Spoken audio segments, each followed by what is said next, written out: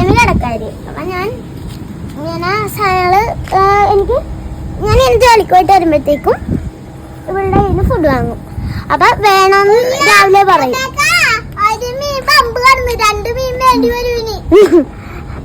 അതേപോലെ ഞാൻ സാധനം കൊണ്ടുവന്ന് കൊടുക്കും.